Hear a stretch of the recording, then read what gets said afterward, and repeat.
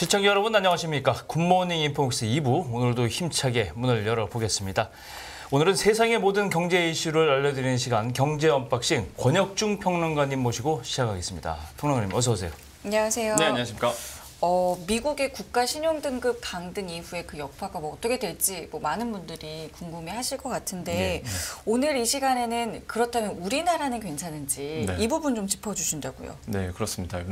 미국의 이제 신용 등급이 사실 강등이 되면서 세계 미치는 영향에 대해서 많은 분들이 이제 궁금해하시고 많은 언론 보도도 많이 됐었죠. 근데 이제는 중요한 건 그거잖아요. 다른 나라가 중요한 게 아니라 우리나라가 더 중요하다. 네.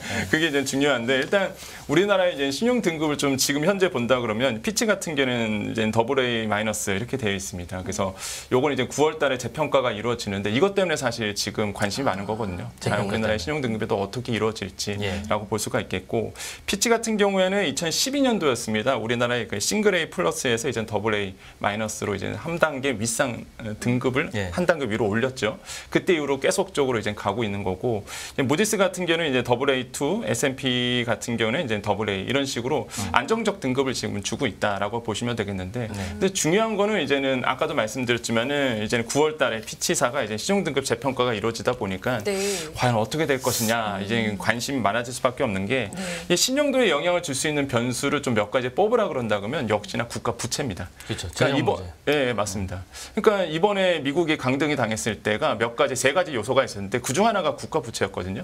재정에 대한 문제 이런 거다 보니까 우리나라도 안심할 수가 없다 이렇게 볼 수가 있겠고 일단은 계속적으로 신용평가사들 우리나라에 문제 제기를 했던 것이 이제 국가 채무였어요. 그러니까 국가 채무에 대한 문제를 계속적으로 얘기했었고 만약에 그래서 이제 한국경제연구원이 최근에 이제 리포트를 하나 냈는데 국가 채무 비율이 1%포인트 정도 이제 상승을 한다라고 본다 그러면 신용 점수가 이제 0.049점 정도 낮아질 것이다 이렇게 이제 평가를 했거든요. 그러니까 이제 부채가 많아질수록 신용 점수가 깎인다는 얘기입니다. 그렇죠. 그렇다 보니까 지금 이제 우리나라의 국가 채무가 이제는 문제가 되고 있는데 지금 현재 GDP 대비해서 한 50% 정도 돼요. 그러니까 최근에 GDP 대비 105% 나왔다 이런 얘기는 이제 가계 채무를 얘기하고요. 그러니까 많은 분들이 또 헷갈려 하시더라고요. 게시판 가보니까. 국가 채무하고는 다른 얘기죠. 네, 그렇죠. 가계 채무랑 다르죠. 이제 국가 채무입니다. 지금은 일반 재정 부분이거든요.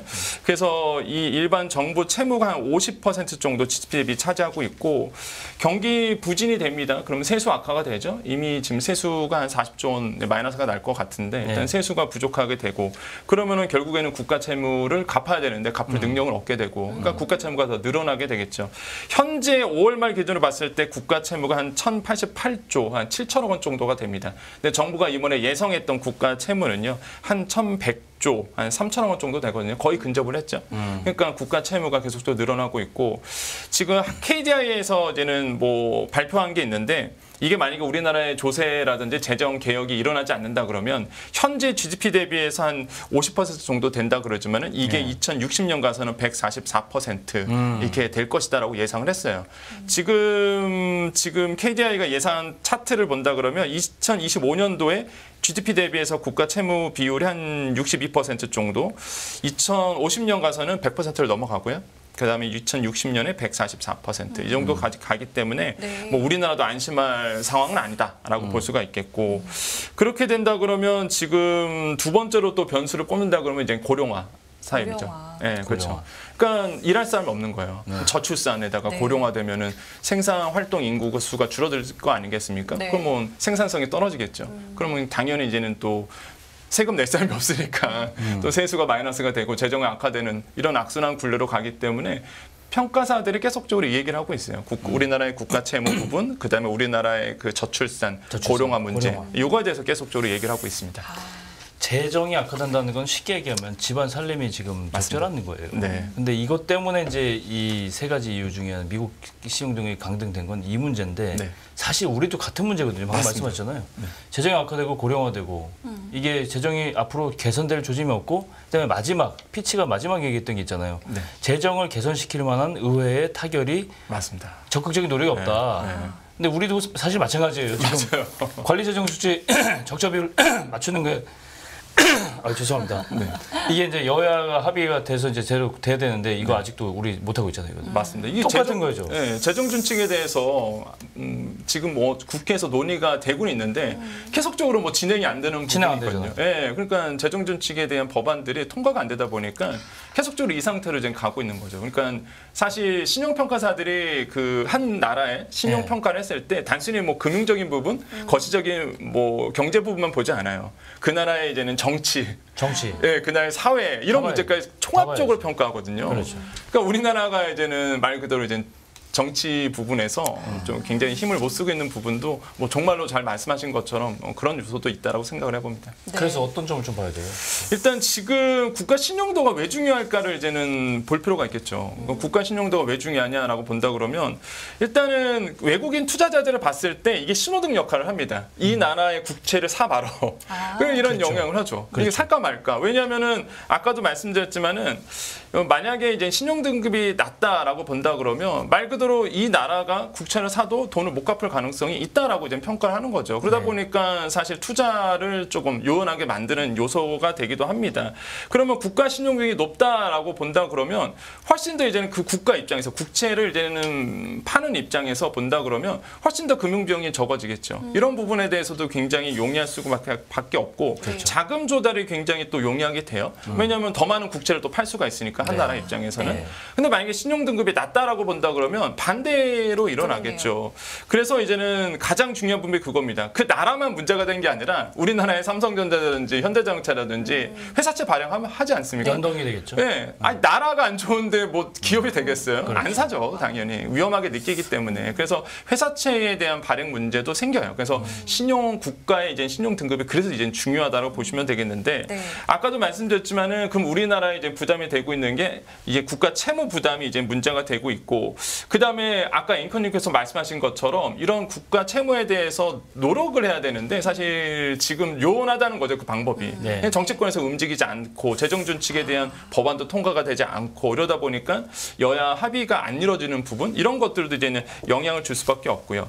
그러면 이렇게 생각합니다. 이제는 그러면 미국 같은 경우에는 강등을 당했잖아요. 네. 근데 생각보다 이제 영향을 많이 주지 않았어요. 그건 뭐 이미 월가에서도 예상을 했었고 그렇죠. 2011년과 다르다라는 게 분명히 있었죠. 그래서 그거는 어느 정도 인정을 해요. 왜 그러냐면 사실 그 강등을 당했을 때 일시적으로 이런 현상이 있었어요. 그럼 만약에 경제가 안 좋아진다 그러면 거기서 믿을 만한 건 미국 국채밖에 없다. 그래서 안전자산 선호 심리가 있어서 이런 부분이 오히려 일어났었던 부분이 있었는데 그렇죠. 근데 우리나라는 다르죠. 그렇네요. 네, 우리나라가 만약에 신용등급이 강등을 당했다. 한 단계 내려갔다라고 본다 그러면 대체제가 너무 많아요. 그러니까 미국은 사실 대체제가 없거든요.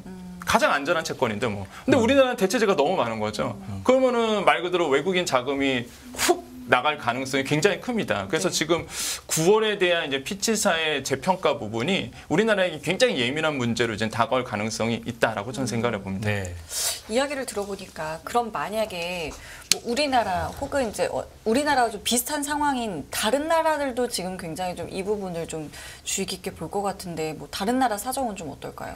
일단 뭐 지금 미국 같은 경우는 아까도 말씀드렸지만은 한 단계 하향 등급을 했잖아요. 그래서 거기에서 본다 그러면 아까도 말씀드린 것처럼 세 가지 요소를 뽑았거든요. 뭐 재정이라든지 아니면 국가 부채라든지 뭐 그다음에 거버넌스라든지 이런 얘기를 이제 꼽았는데 사실 여기에서 본다 그러면 다른 나라에도 안심할 수가 없다는 얘기가 그래서 나오는 거예요. 아니 미국도 지금 이런 세 가지 요소 때문에 강등을 당한 마당에 그렇죠. 그럼 다른 나라는 더 심각할 거다 이렇게 보고 있는데 일단은 뭐 재정 건전성에 대한 악화 부분은 뭐 우리나라뿐만 아니라 뭐 다른 나라도 마찬가지예요. 왜 그러냐면 코로나19가 딱 나왔잖아요. 네. 그때 이제는 아시겠지만은 뭐 재정 지출 엄청 늘렸습니다. 근데 그 돈이 어디서 나왔느냐? 다 채권 발행에서 나온 거거든요. 부채예요? 네, 다 부채에서 발행했어요. 그러면은 지금 금리가 높아진 상황에서 그거 갚을 상황이 요원한 거고. 그렇죠. 그래서 이제는 이거 미국뿐만 아니라 다른 나라도 이제 마찬가지다라고 볼 수가 있겠고 지금 뭐 외신에서는 뭐 프랑스, 영국, 이탈리아 주요 선진국뿐만 아니라 개발도상국도 문제다. 이런 얘기를 지금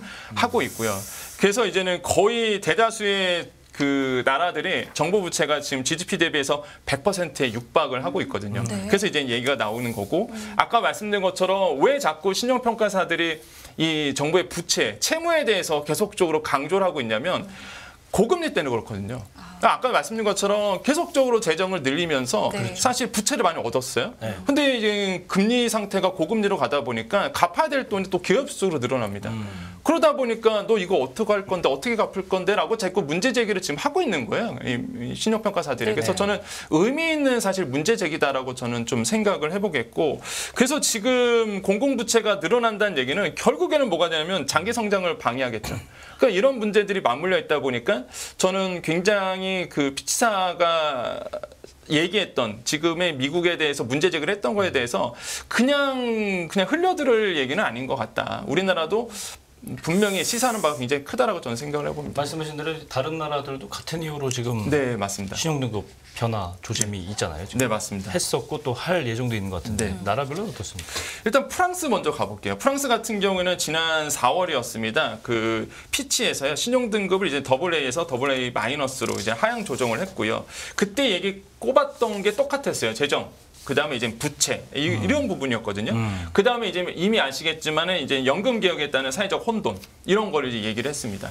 그러니까 아까도 말씀드렸지만 신용등급을 결정했을 때는 그 사회 정치, 사회도 같이 본다 그랬잖아요. 네. 그때 아시겠지만 연금 개혁에 대한 반대, 막 시위가 일어나면서 굉장히 혼란했었어요. 그랬죠. 네, 그래서 이제는 결국에는 뭐 정부 한번 물러선 것도 있었고, 그래서 재정 건전성 정책이 난항에 빠졌다 이렇게 평가하면서 이제 한 등급 하향 조정을 했었고, 네.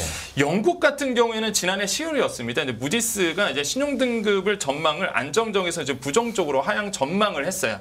뭐 등급은 이제는 AA3로 이제 유지를 했는데, 하지만은 그 당시 아시겠지만 트러스 전 총리였습니다. 그때 이제는 정말로 뭐 불명예 퇴진을 네. 했던 45일 만에 아마 퇴진했었어요. 그랬죠. 예, 네. 최단명하셨는데 이게 그 당시 아시겠지만 감세 정책을 밀어붙였었거든요. 그러니까 기억나요. 그때 이제 어떻게 되냐, 파운드화가 완전히 이제 폭락을 했었습니다. 그랬죠. 감세 정책을 하니까 그럼 그 돈을 어디서 갖고 올 거냐? 그럼 결국에는 채권 발행이거든요. 대회에서 끌어와야지. 끌어오잖아. 그러면 이제는 시장의 사람들이 불안하다고 느꼈던 거예요. 그러면서 이제는 뭐 영국 경제가 안 좋아질 거다. 오히려 지금 통화량을 줄여서 긴축으로 가야 되는 상황인데 오히려 통화량을 늘린다 그러니까 파운드와 같이 막 떨어지면서 그때 막 경제 위기까지 정말 왔었거든요. 네. 그러니까 그 당시에 이제는 보면서 이제는 말 그대로 이제는 하향 조정할 수도 있다 이런 네. 목소리가 계속 나와갖고, 그 다음에 이제 이탈리아 같은 경우에는 여기는 좀 심각하죠. GDP 대비 정부 부채 비율이 140%대입니다. 아이고. 상당히 높아요. 그러네요. 그래서 지금 평가사들이 얘기하는 게 뭐냐면은 조만간 이게 투자 부적격 단계로 이제 내려갈 수도 있다. 신용 등급 이탈리아는 이탈리아는. 이미 그 전과가 있잖아요. 네, 맞습니다. 남유럽 이 사태 주범이죠. 네, 맞습니다. 이게 남유럽 사태에 유럽에 불안하게 만든 네, 네. 장본이에요, 장본이죠. 정말로. 예. 그래서 이런 부분에 대해서 지금 얘기가 나오고 있거든요. 그러니까 유럽 나라는 지금 이렇게 가고 있고, 근데 한편에서는 그런 얘기를 해요. 그 요번에도 같이 나왔던 얘기인데, 이제 신용평가사에 대한 무용론 이런 얘기가 나옵니다. 이게 믿을만하냐 이거예요. 왜냐하면 사실 그동안 이제 선례를 본다 그러면 네. 2008년도 금융위기 때도 이게 완전히 깡통 계좌였는데 오히려 고평가했던 부분이 있었거든요. 뭐 그런 이슈도 있었고, 일본 같은 경우에도 2011년대 3대 신용평가사 신용등급을 하향 조정을 했습니다. 그런데 이제 그 당시 이유가 부채가 너무 높다는 거예요. GDP 대비해서. 근데 지금 뭐 그렇게 영향은 미미했었고, 특히 그러네요. 중국이었어요. 중국 같은 경우도 이제 신용등급을 무디스가 2017년도 강등을 했는데 오히려 채권 판매가 더 늘어났습니다. 그러니까 오히려 인기가 더 많았어요. 그러니까 그렇군요. 이런 선례가 있다 보니까 뭐 신용평가사에 나오는 뭐 이런 보고서들이 뭐 영향은 미미하다 이렇게 보고 있지만, 이런 편도 있는 반면 그렇지 않다는 편도 있어요. 이번에 나왔던 부분이죠.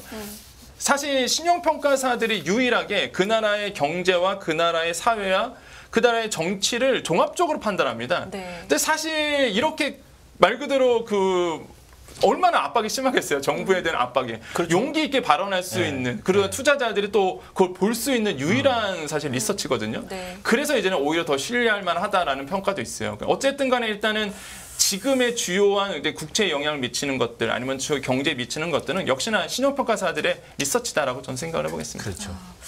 그리고 그 미국의 신용등급 강등이 뭐 아까도 잠깐 말씀해 주셨지만 뭐 월가에서도 파장이 크지 않을 거다라는 전망을 했고, 실제로 좀 그렇게 보인다고는 하셨지만 그래도 불안한 것들이 있을 것 같아요. 조금 아직은 좀 조심해야 될 요인들이 있을 것 같은데 뭐가 있을까요?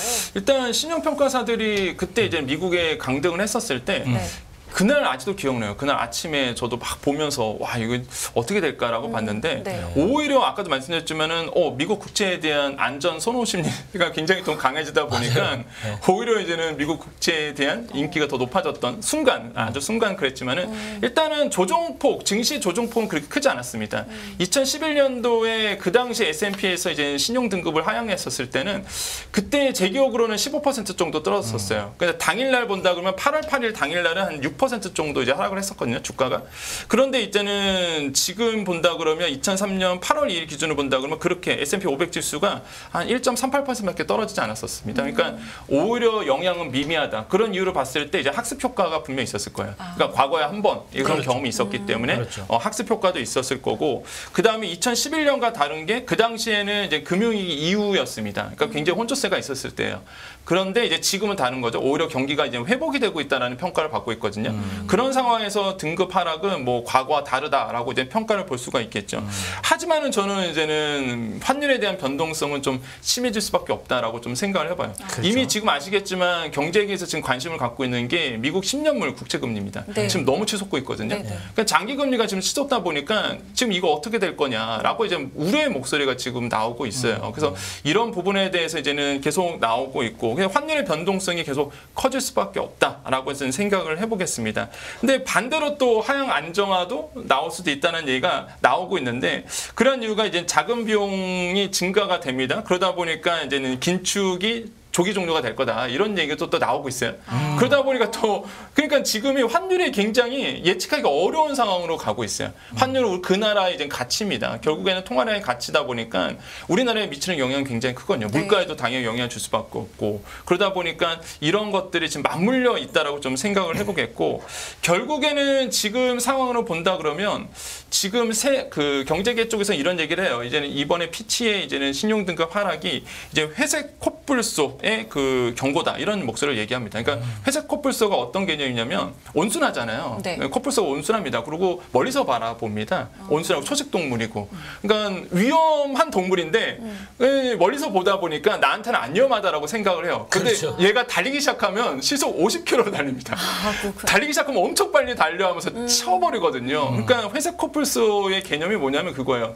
위험하다고 계속 얘기를 해요. 거기 위험한 존재예요. 근데 나는 그거 위험하지 않다고 느끼는 괜찮아 거죠. 보이니까. 예, 괜찮아 보이는 거예요. 그러니까 결국에는 다가오면은 이제 사건 사고가 커지는 거죠. 그렇죠. 그래서 지금 피치에 대한 신용 등급에 대한 얘기가 딱 회색 코뿔소다는 얘기를 해요. 위험하다고 지금 경고를 하고 있고 이거 언젠간 우리에게 크나큰 영향을 줄 수도 있다. 그래서 이런 평가를 하고 있기 때문에 안심하기는 굉장히 이르고 우리나라에도 동일한 얘기가 될 수 있다라고 해서 좀 경각심을 가져야 되는 부분이 아닌가라고 저는 좀 생각을 해보고 있습니다. 아까도 말씀드렸지만 정치권에서 이건 좀 어느 정도 좀 해결되는 문제도 어느 정도 있다. 맞아요. 재정 정책에 대한 부분 맞아요. 이런 부분도 좀 생각을 해둘 필요가 있다고 생각을 해봅니다.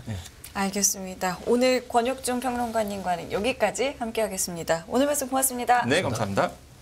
끝없는 위기 속 기회는 언제나 숨어 있습니다.